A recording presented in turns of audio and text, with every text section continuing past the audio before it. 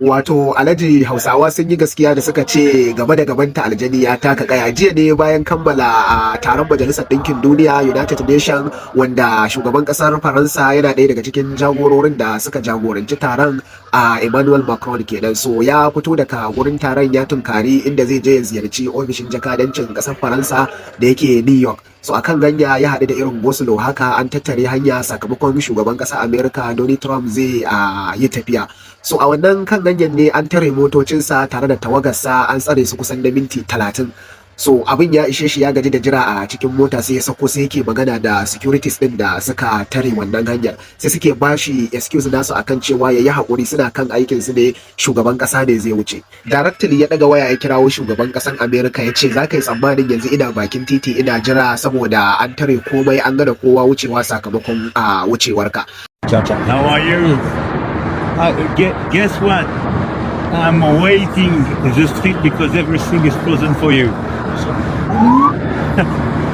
What? I have 10 people with me. I go to the French embassy. No. You see, I'm sorry, I'm president. I'm really sorry. It's just that everything's in frozen right now. There's a border kick coming away. That's why. Oh, sorry. If you don't see it, let me cross. I negotiate with you.